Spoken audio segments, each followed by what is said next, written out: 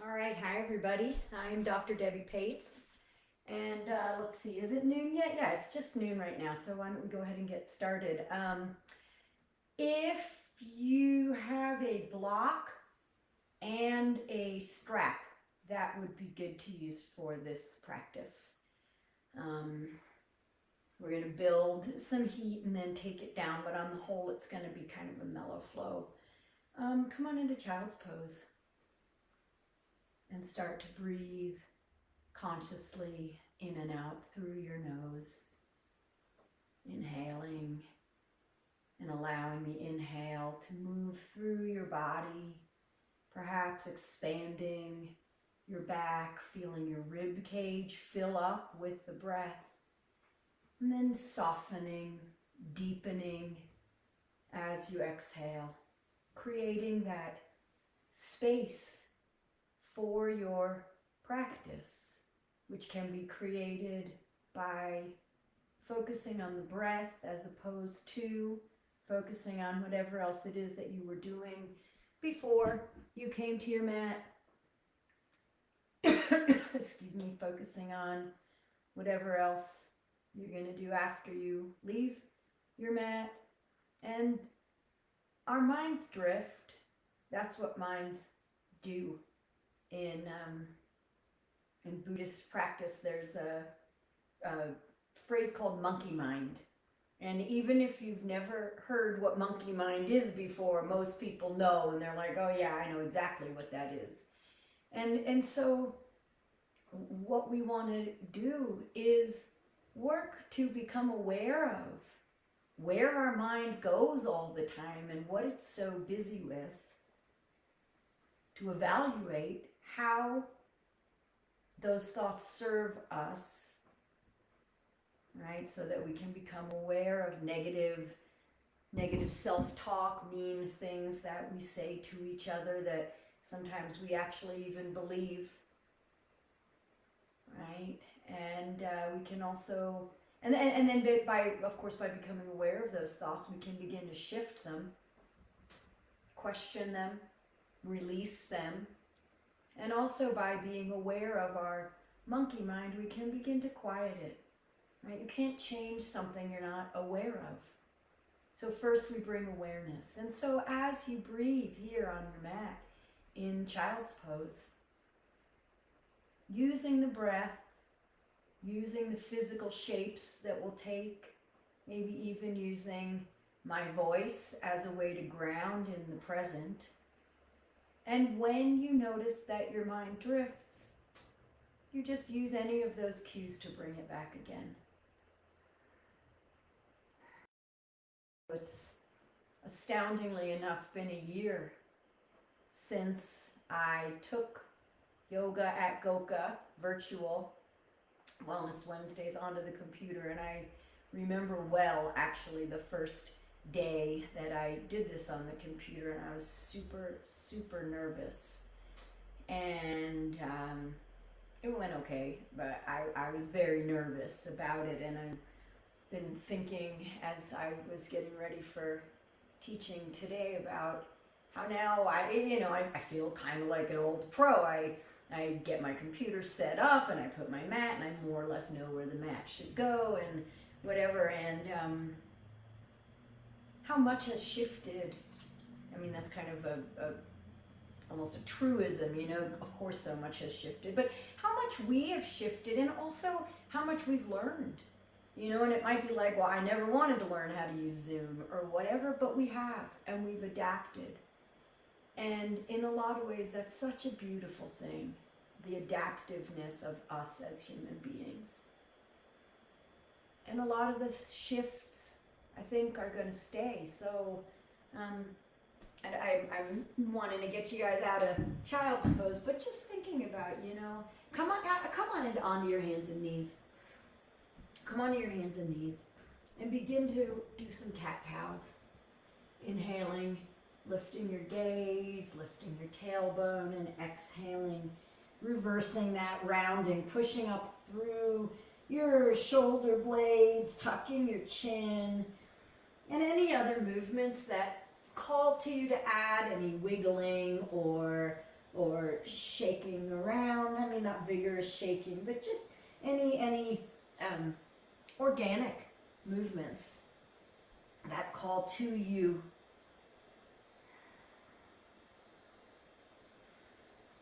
Keeping your breath flowing as you move. Shifting back when you're in. Actually, come on, come back to a neutral spine. And then come into cat. So tucking your chin and rounding your spine. And then keep your hands in your knees where they are and shift back with your chin tucked and the rounded spine, kind of moving toward but not going into child's pose. And just feel the stretch that creates in your upper shoulder blades, maybe your upper arms, maybe you're feeling it in your lats, in your neck. And then come on back and take a cow, or a cat, a cow. And just release that. And then walk your hands forward a little bit, tuck your toes, lift your hips, downward facing dog. Put your hands flat on the mat. Palms are flat, fingers are spread. Roll your weight into your pointer and your thumb, kind of not in the fingers so much as in the base of your hand underneath those fingers, but rolling the weight more inward rather than outward. Lifting your navel perhaps toward your spine. Let your hips rise, let your heels sink, and let your breath stay in flow. Thinking about things that shift. Everything shifts.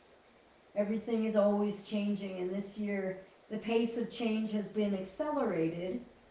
I think it's going to slow down though soon. Begin to take a bunch of baby steps and come to the top of your mat to hang in ragdoll. Taking it as slowly as feels good, coming up onto your fingertips when you need to, and hang a little bit. So maybe your knees are bent, maybe your knees are very bent, and this is going to depend on a whole bunch of different things. The shape of your body, your genetics, your fitness level, your injury history, how you're feeling today, your energy, all these things. Maybe you bend your elbows and tuck your hands into the crook of opposite elbow. Please take the wrinkles out of the back of your neck. Let your head be heavy. And maybe right here, imagine that you can open up the top of like a dump truck. And maybe one of the things that you let go is the idea that as things return to normal, whatever normal is, they'll be the same, right? So that hackneyed term, new normal. But letting go of what it used to look like in order to create space for what it's going to look like.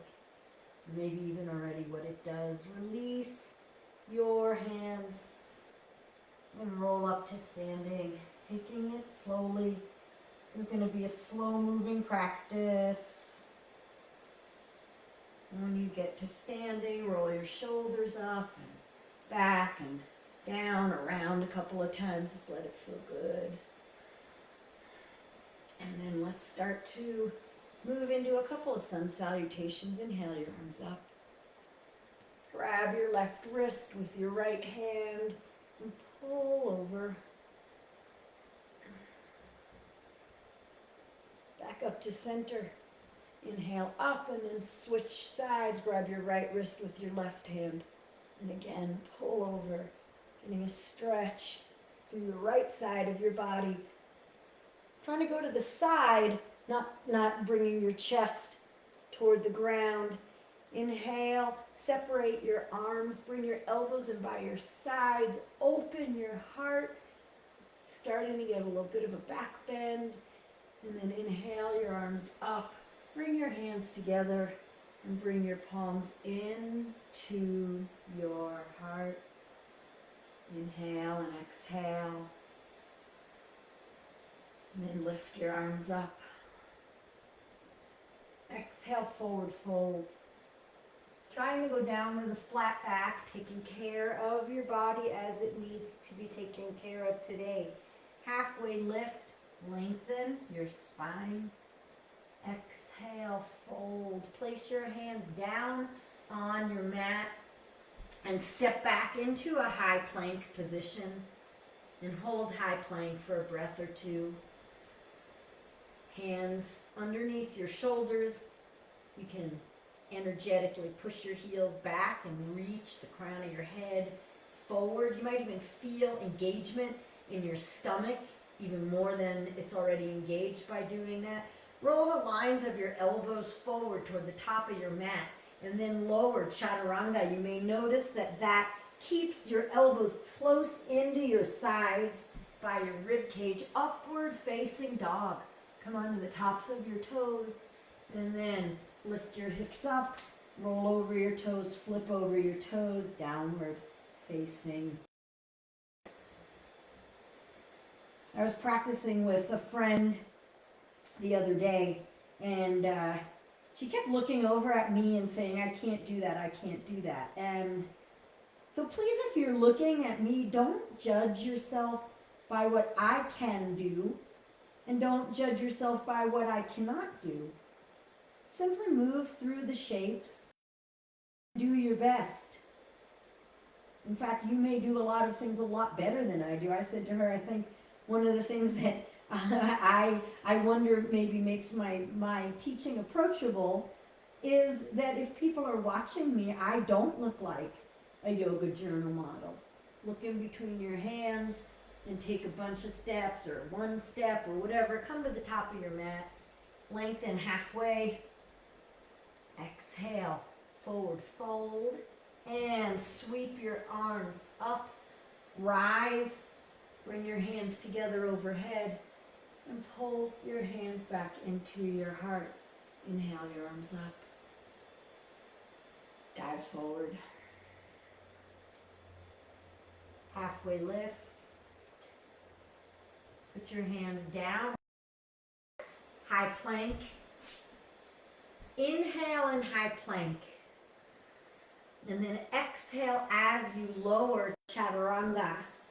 Upward facing dog is an inhale, and exhale moving into downward facing dog. And as always, everything I say is a suggestion, not a rule, not an order, even though sometimes it sounds like I'm bossing you guys around. So if, for starters, my breathing cues don't work for you, please don't use that as something to get stressed out about.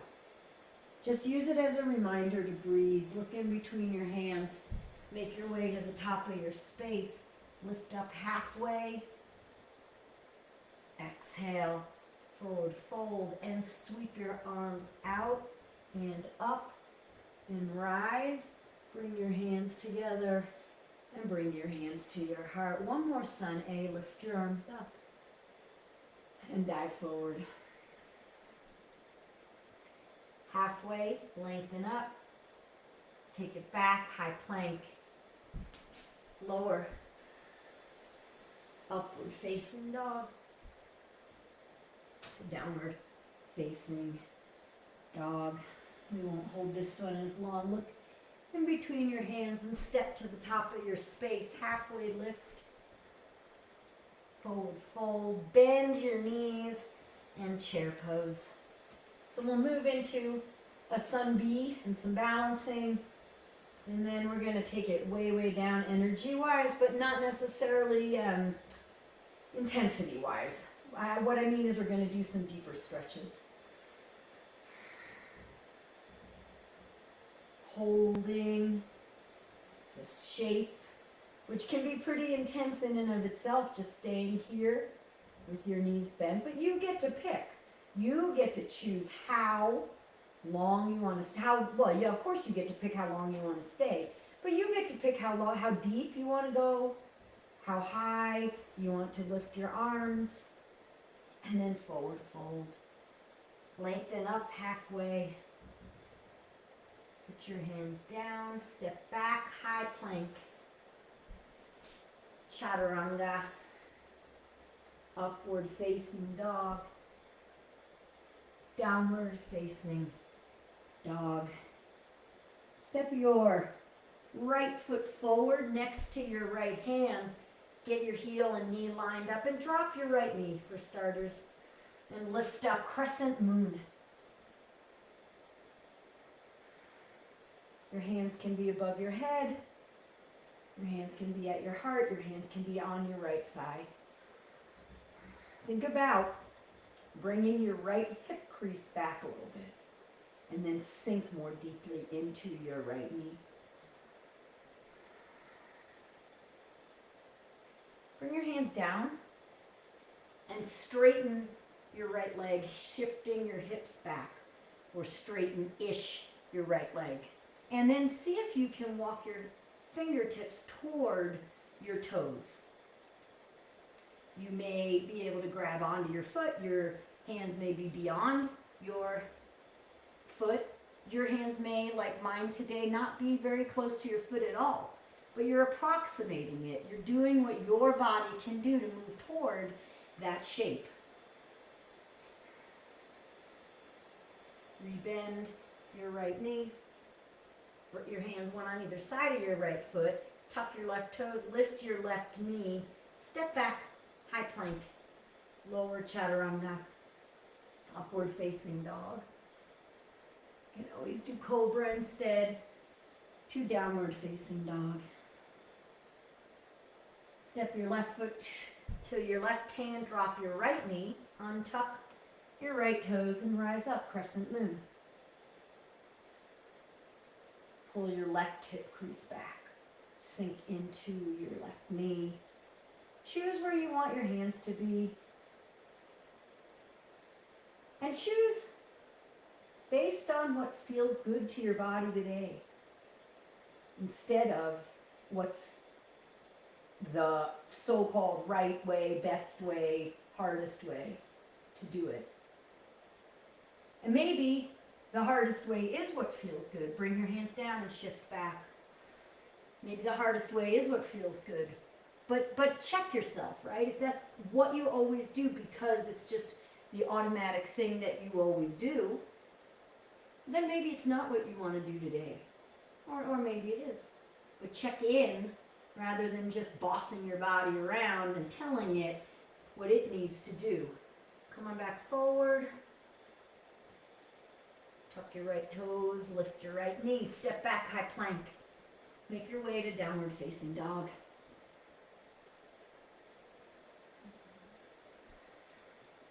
And when you get to down dog, lift your right leg up. You can bend the knee, keep your left heel moving toward the ground. Open up your hip. Find movement or stay static, whatever feels right to you today. And then bring your right leg back up. Step it through, low lunge, and stay on your toes. Come on up to crescent lunge. And again, pull your right hip crease back. Push through your left heel, sink into your right knee. And then open up, warrior two. So now spin your left foot flat, looking over your right fingertips maybe, keeping your right knee tracking out over your right pinky toes. Sink into your right knee. Keep on breathing, please. Reach forward. Extended side angle. So maybe if you're wanting a gentler version, you put your forearm on your thigh, or reaching down to whatever degree your body feels is right. Your body feels is right, not your mind. And that's going to change every day how your body feels. Maybe you look up at your left hand if you're feeling okay with that in your neck, and then come on into a reverse warrior. Notice how we have this tendency when we reach our right hand back to lift up a little bit out of the right knee. So notice that, and then maybe recommit to the bend. And windmill your hands down. Step back, high plank. Chaturanga. Upward facing dog to downward facing dog.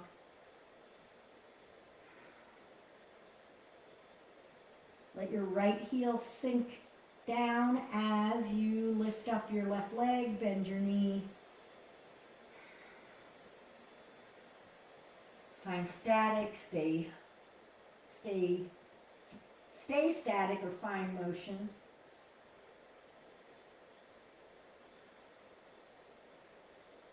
I guess nobody ever really looks to find static. Bring your leg back up. Step it through, low lunge. Heel and knee line up if you can just get it there by stepping or pushing. Crescent lunge. Bring your left hip crease back. Push through your right heel. A lot of times this is taught. Straighten your back knee. And if that works for you, then do it. And if it doesn't work for your body, don't do it. Take the version of every shape that works with your body. Warrior two. We say dog a lot, up dog, down dog. But how about no place for dogma? Right? Just because somebody else tells you to do it. I don't think that's a very good reason.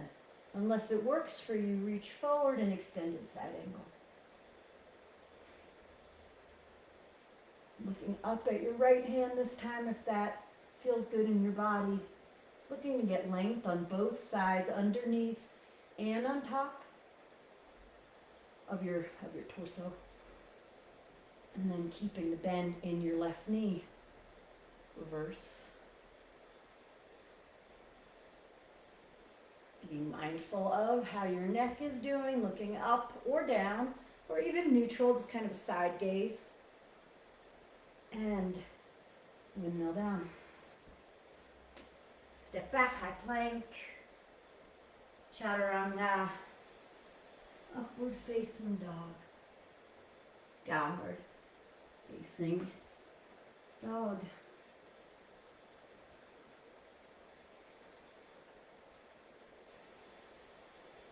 Step your right foot forward, spin your left foot flat, warrior one.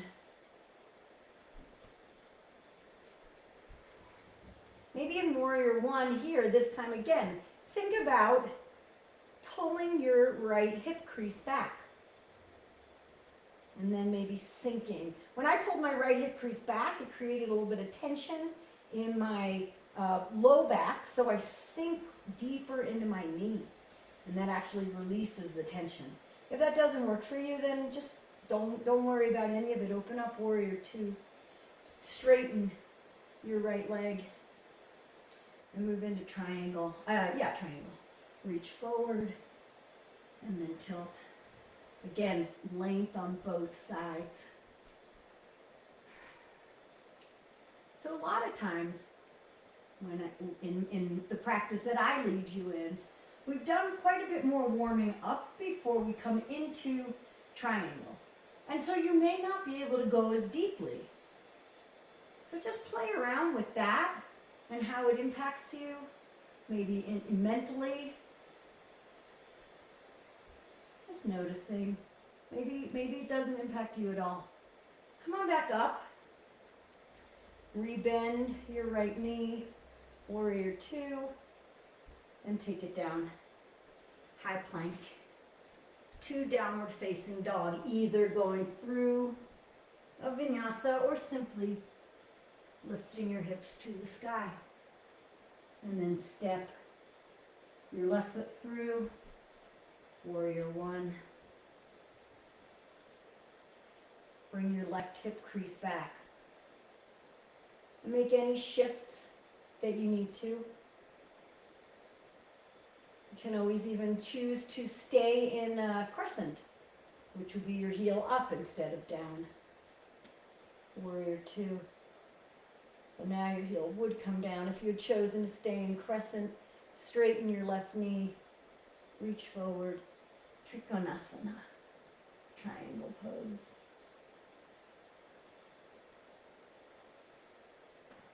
Asana means the shape. Actually, I think it means seat, but we use it to mean the shape. So it's fun, it's Trikonasana. It's fun to kind of learn about what the prefix part of the word means. And I know we call this in English triangle pose, and I wish I could tell you definitively what it means in Sanskrit, but I cannot. Come back, warrior two, and take it down. I'm sure Google could tell you what it means. High plank, two downward facing dog.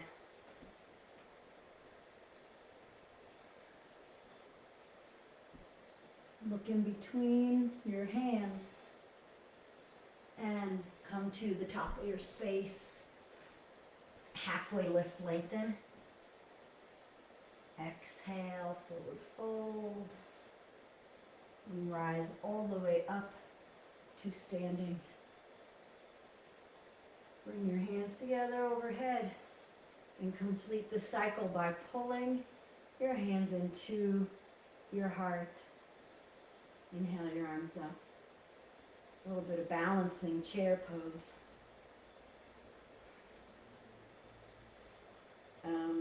Chair pose into eagle. Bring your right arm under and bring your right leg. Actually, let's take a little break. I want you guys to grab your block. So take your block and have it close by.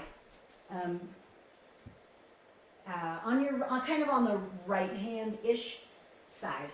Inhale your arms up. Okay, now chair pose to eagle, right arm under, right leg up and over.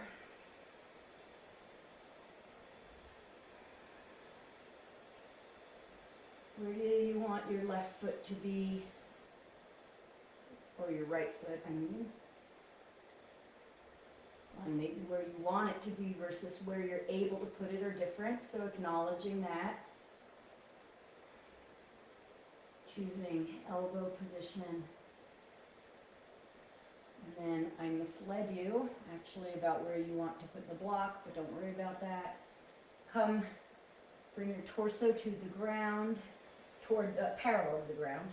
Torso parallel to the ground, and unwind. Come on into airplane or warrior three. Breathing.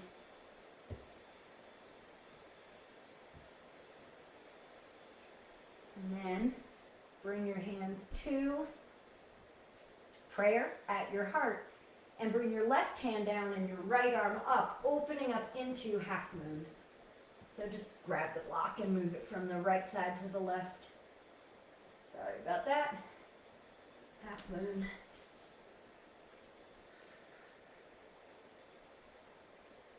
Opening to the side, looking down, or if your balance permits, looking up at your right hand. Keeping the opening, keeping the lengthening, right? So you're moving everything away, shining through each of your extremities. And then just release. Come all the way. Both feet down, you're in the semi-forward fold and roll up to standing. Not the most elegant exit, but we'll deal with it. We'll make it work. Inhale your arms up. Chair pose. Eagle on the other side. Left arm under. Left leg up and over. Try to keep your back straight. I just kind of caught myself leaning forward a little bit. And that's a really common, I don't want to say mistake, but we can engage our core a lot more strongly if we're not leaning forward in eagle. So we get the benefit of the flexibility, the balance, and the strength the strengthening, why not? Now, on purpose, bow forward, keeping your stomach engaged here, and unwind into airplane or warrior 3.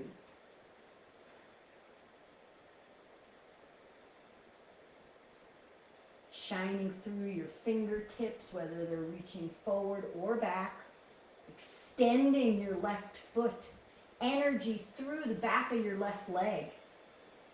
Hands into your heart, and open up into half moon.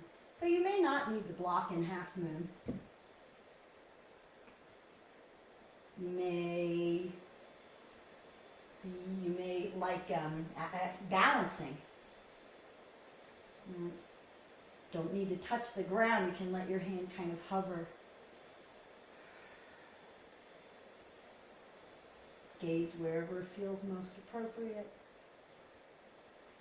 And then release into that kind of halfway forward fold sort of thing and roll on up. And before we go completely to the floor, inhale your arms up and dive forward. We'll move through one more sun A here, halfway lift. Exhale, fold, high plank, to Chaturanga, to upward facing dog, to downward facing dog. We're going to twist, step your right foot forward, and you choose back knee up or down. Come on up into whatever version of crescent you chose. Bring your hands into your heart, hinge forward, left elbow to the outside of your right knee. And breathe. Notice where perhaps you are holding tension that you could easily release. So your jaw, for example, or maybe your toes kind of death gripping the mat.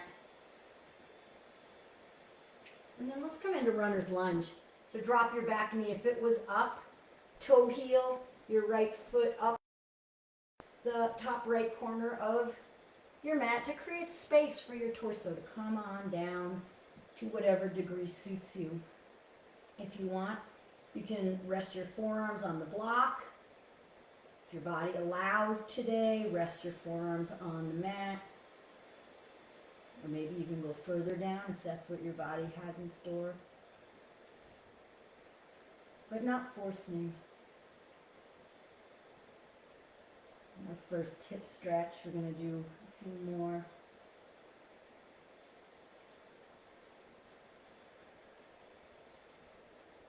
You are where you are anyway. Whether you like it or not, you are where you are. So what if you were to, rather than judge it, just accept it? Come on back up. Bring your right foot back to meet your left, coming into high plank, and make your way to downward facing dog. And then step your left foot forward, come into your version of crescent. Bring your hands to your heart and twist.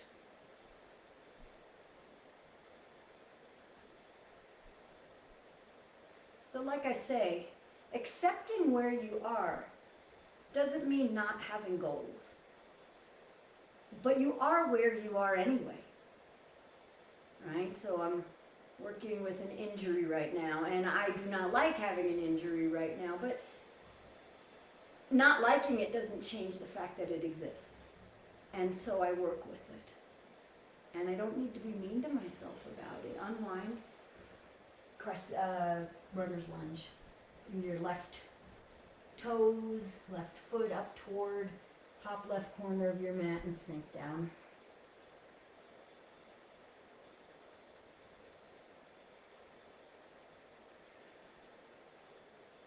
It's a similar kind of philosophy to noticing your negative self-talk, noticing when you're mean to yourself. And you need to become aware of it, the patterns, before you can change them, right? And so it's not about being mean to yourself, it's about releasing that, becoming aware of, and then backing off of that tendency. It's such a habit for so many people.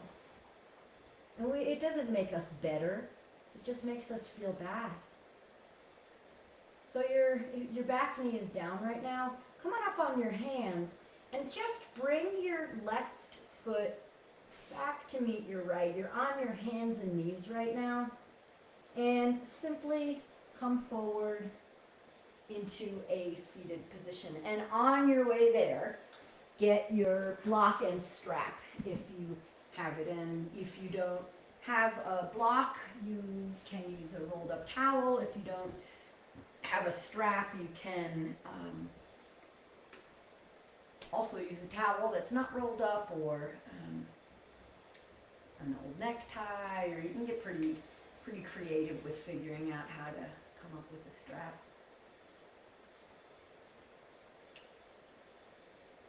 Okay, sorry, I need to take a sip there. And, all right, we got our block and our strap. Thinking where we're gonna go first. Okay, so bring your feet out in front of you. Yeah, why not? And roll down onto your back. Bring your hands together and straighten out your elbows and reach forward. So let's actually pause here. Let's do a forward fold. Paschimottanasana. Sorry if you rolled right down onto your back. So hang out here. All right, so again, some people can barely hinge forward. Other people, I can't do this, but I've seen them put the block beyond their feet and clasp hands beyond the block. This doesn't make us a better or a worse person. This is just a reflection of our body shape. You know, can you be mad at your bone structure? Okay, now if you're down in any way, engage your stomach a little bit, come up to a flatter forward fold back. Palms together out in front of you, and roll down onto your back. And we're going to do a hip sequence that I actually put up a shorter practice with a version of this hip sequence in it. So first, hug your knees into your chest and rock left to right. Noticing how it feels on your back, the floor, massaging it. Noticing any points where you might feel tenderness, whatever, trying not to judge it either way. Maybe you don't feel much. Trying not to make meaning out of that, just allowing your experience to be an experience.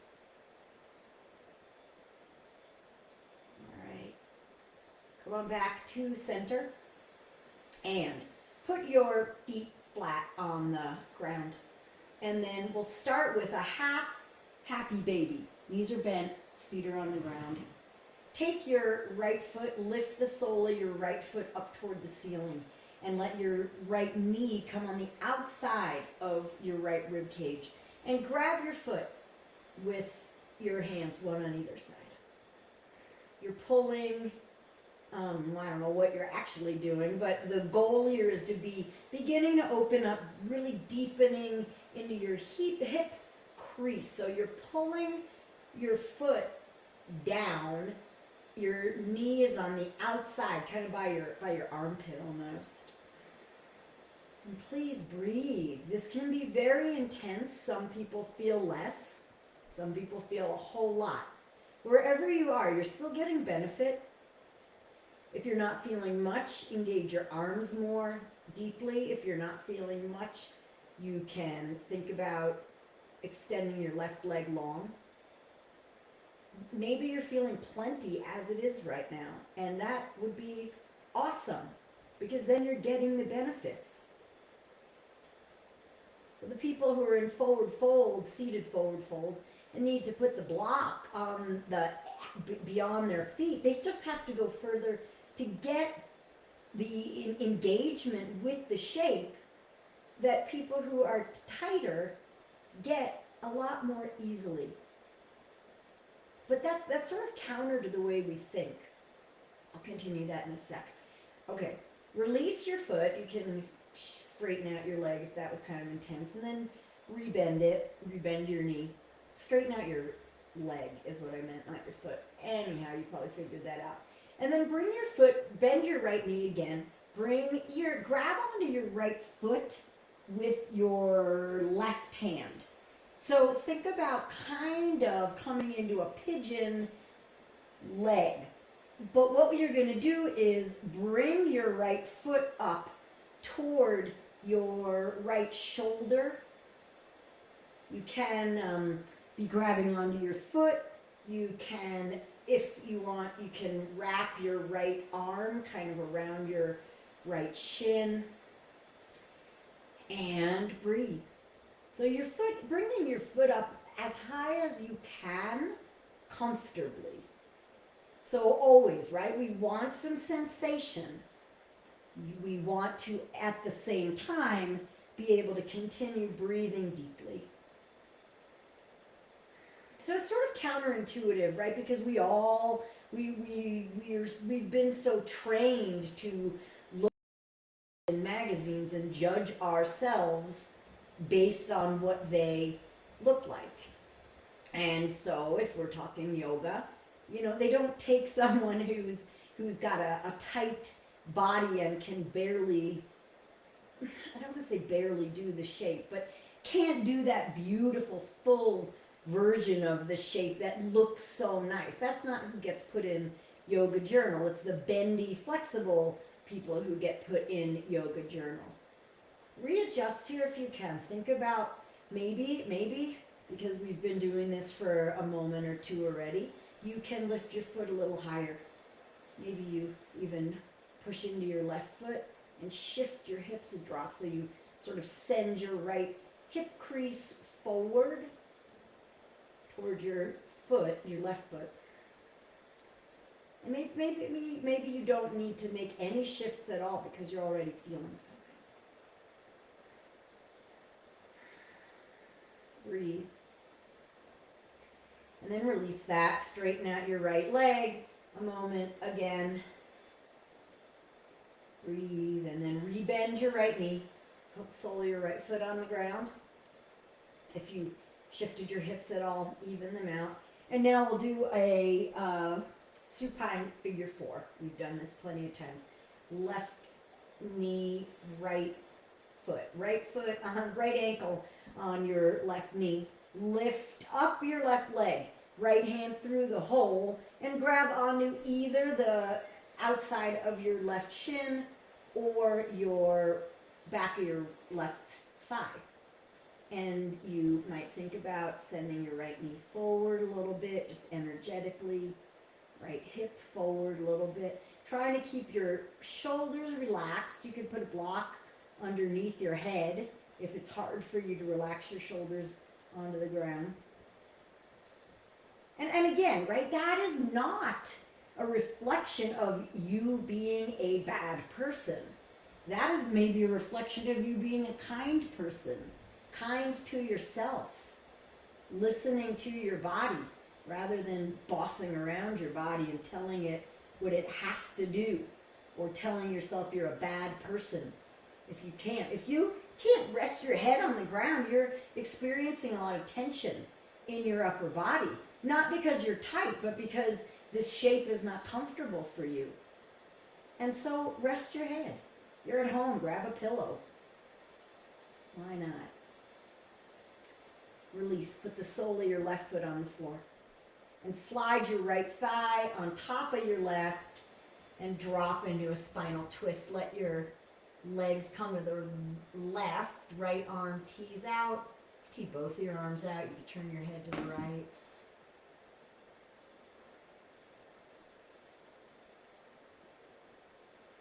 And please breathe. So what's ironic is, I think that on some levels, people who are less flexible get the benefits of yoga more quickly. And that's for two reasons. Come on back up. Put both knees flat on the ground. Hug your knees, both feet I meant. Hug your knees in. Rock left to right again. Maybe you'll notice some differences. Put your hands on your knees actually and rock, and maybe stir the pot, I've heard people call this. Rolling your knees around, making big circles. I think this feels great on my low back. You might not think so. Anyway, okay. Put your right foot on the ground. Bring the sole of your left foot up half, happy baby. Back where we started on the other side. So why do tighter people get the benefits of yoga more quickly? Well, one is because you don't have to go as far in the shape in order to start to feel something. And when we start to feel something, that's our body beginning to open, right? Our muscles engaging or our muscles releasing, depending on whether it's more of a dynamic pose or a stretching kind of pose. Our tendons releasing, our ligaments starting to open up, right? So if it doesn't look as impressive, but your body is getting the benefit that is appropriate for your body. And the not looking impressive is where the mental part of yoga comes in sooner for people who are less flexible, is because we struggle with our egos. We're human beings. We struggle with our egos.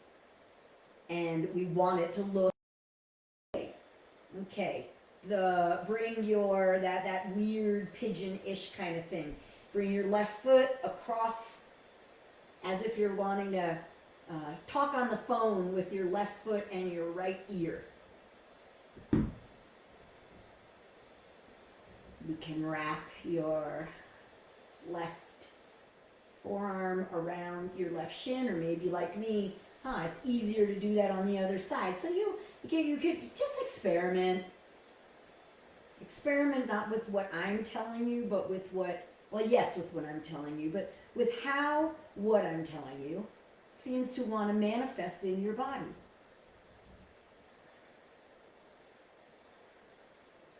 And return to your breath. Please breathe. Anybody gets benefits of yoga by doing whatever version of the postures works for their body. That's why we use props, why I like to use props, because it can help us facilitate the shapes better based on how our body responds.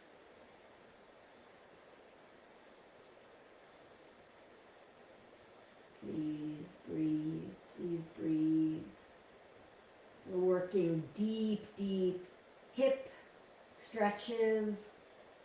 It's a huge joint, lots of muscles connecting to it. Big bones, right? Your femur, biggest bone in your body. All right, release this. Straighten out your left leg just to kind of, I just straightened my leg onto my cat. And then bring the sole of your right foot, should still be on the ground, left ankle to the outside of your right knee, the top of your right knee, and figure four, lift up your right thigh toward you, slide your left hand through the hole. You want to have, again, your head and your shoulders resting on the floor. Your shoulders are a little bit lifted because you're grabbing on your neck. And you want to try to also be elongating your spine onto the ground, so as much of your butt on the ground as possible. And then breathe. Just breathe and allow the time that we spend here to help your body soften. And allow your breath to help your body soften. And wherever your mind was, bring that monkey back and focus on your breath. How's your head? How's your left knee? How's your right knee? How are your hands? What's going on with your left toes, the ones that are in the air by your face-ish? When practicing yoga, right, it's not about what it looks like, but it's also about becoming aware of our thought patterns. So when we're judging ourselves because I don't look X way in this shape, or maybe we're lauding ourselves. I am so awesome because I look like I should be on Yoga Journal. It's just your body in a shape. So we become aware of this. And I do not mean don't be proud of yourself. I am proud of how much my body has opened up through the, oh my goodness, coming on 3 decades of me practicing yoga. Release the grip on your right leg. Put the sole of your right foot on the ground. Slide your left thigh over your right. Spinal twist. Let your knees come to the right. Tee out your left arm. And look left. Maybe you're teeing out both of your arms here.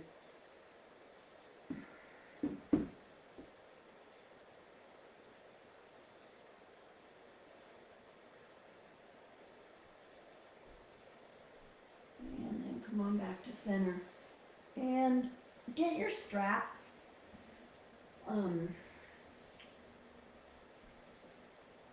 Feet flat on the ground. Lift your right sole of your foot up to the ground again. And straighten out your right leg. If I should have said, hook the strap over your foot before you straighten out your leg. If you can do this and grab your toes, and you don't need the strap. I mean, you could do it without a strap and keep your knee bent. I like to do it with a strap and straighten out my leg.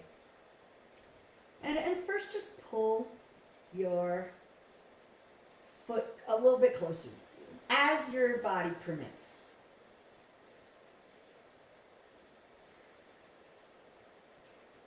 And then we're going to do some seated stretches in a moment. But take the strap in your left hand. This is an IT band stretch. So gently begin to, keeping your right hip really heavy on the ground, your right butt on the ground, and your right shoulder too. Begin to move your right foot over to the left. This can be extremely intense, even if you barely are getting any motion. So please unclench your jaw. Keep your breath flowing. Only go as far as you can while keeping your right butt on the ground, and he's going to lift a drop. But this is not a twist. You want to keep as much of your sacrum on the ground here as you can. And your breath flowing. Come on back up and switch sides. Just lift your left foot up and slip it through the strap if you've got it. Put the sole of your right foot on the ground. Take the strap or your big toes in your right hand and gently move your leg over to the left. Keeping as much of your sacrum on the ground as you can. You're going to have a different experience on this side. Just is.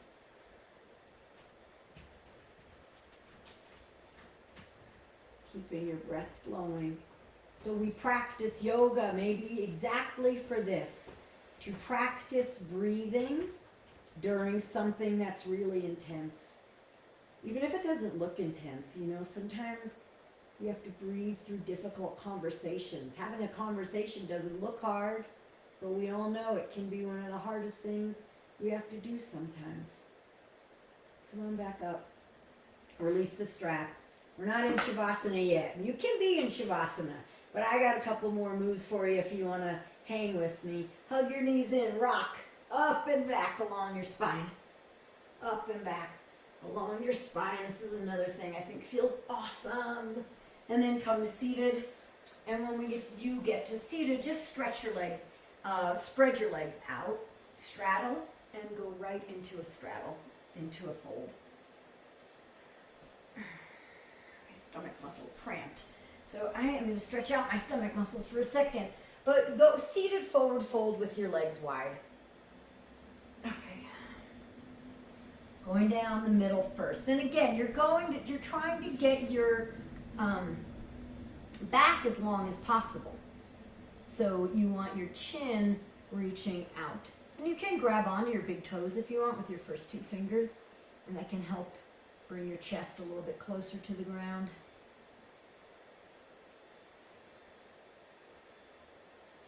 And then release and bring your left elbow to the inside of your left knee or left leg, wherever it goes. And then open up. Roll your rib cage open as best as you can. And lift your right arm up and bring your right arm toward your left toes. Some people can grab their left toes. Notice the tendency, right? I'm doing it. I'm lifting my right butt cheek up off the ground because it gets my hand closer, but it also diminishes the actual stretch that I'm getting in my torso. So what is the benefit you want? Come on back up. And bring your right elbow on the inside of your right knee. Suddenly I'm thinking I might have said that funky on the other side. Roll your rib cage open, rolling your heart to the sky. Lift your left arm up. Keep yourself humble. Keep your left butt cheek on the ground. And reach your left hand over to grab your right toes in whatever degree you can.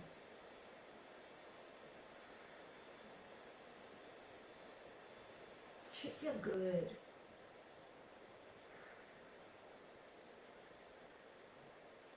And then come on back up and bring your legs back together. Roll down on your mat. And now, just release. You're in Shavasana. So we did that spinal twist a minute ago.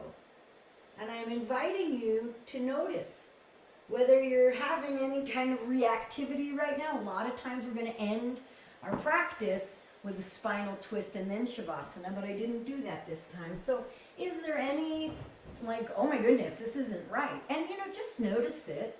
If you really need to do a spinal twist, go ahead, do a spinal twist. But can you? No pun intended, just go with the flow. Things shift, things change. 1 year ago, oh boy, right? All of our lives changed in ways we couldn't possibly have anticipated. We couldn't possibly have anticipated. And we did it. We were flexible. I'm not saying it was always easy. Yoga's not always easy either. But we did it. We adapted, we shifted, we flexed. Good for us. And now we're beginning to adapt and shift again. Vaccines are rolling out, which is wonderful. People are getting vaccines. If you have a chance to get one, I so strongly urge you to do it. And so we become more comfortable with re-emerging, reclaiming, resuming our lives in some version of how they were. And I would encourage you, before you just jump right back in, to take stock, if you haven't already, of what shifts you've made and how they've impacted you, and to what extent you want to keep some of these things in your life.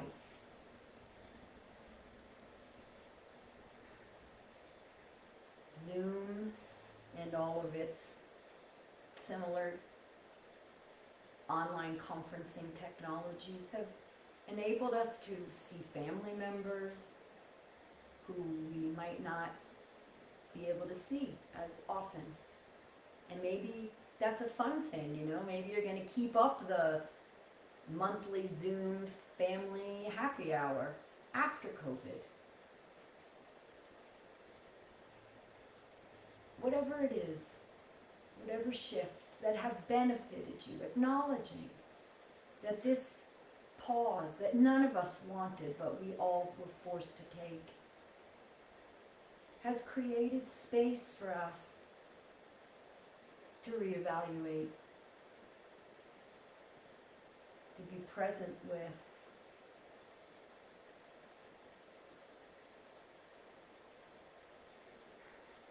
to be flexible. I'm going to leave you guys in Shavasana today. This is the end of our practice. I don't know when we'll be back in person together, but I hope someday soon. I invite you before you move on, if you're still with me here, to come to a space of gratitude for a few breaths.